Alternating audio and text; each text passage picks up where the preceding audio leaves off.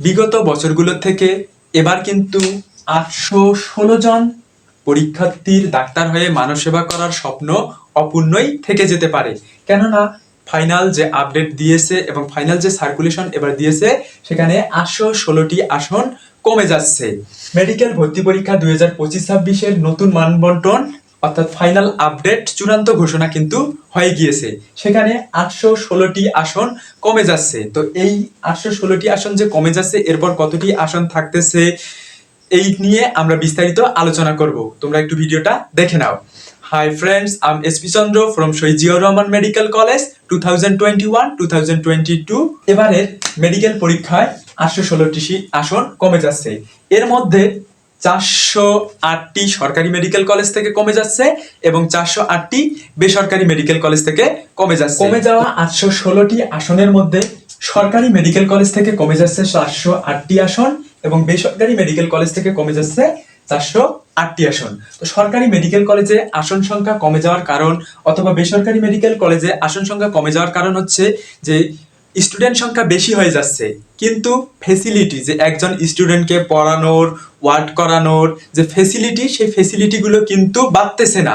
বিগত বছরে সিট সংখ্যা বাড়ানো হয়েছিল কিন্তু সাথে যে ফেসিলিটিসগুলো সেই ফেসিলিটিসগুলো বাড়েনি। ধরো একটা ক্লাস আছে 50 জনের, সেখানে যদি এখন 60 জনকে প্রবেশ করিয়ে ক্লাস করানো হয় সেক্ষেত্রে বাকি যে 50 জনের সাথে নতুন করে যে 10 জন অ্যাড করা হলো, টোটাল 60 জনই কিন্তু সাফার করতেছে।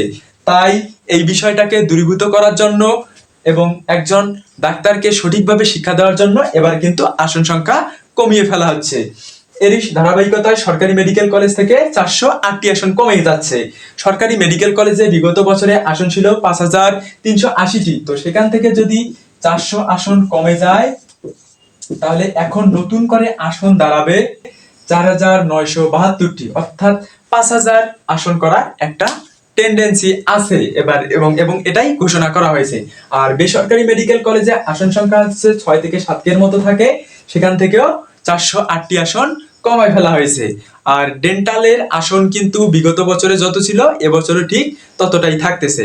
তো তোমাদের মেডিকেল পরীক্ষা সম্পর্কে এবং মেডিকেলের আপডেট সম্পর্কে যদি জানার প্রয়োজন হয় তাহলে তোমরা আমার চ্যানেলটিকে সাবস্ক্রাইব করে বেল বাটনে ক্লিক করে রাখতে পারো।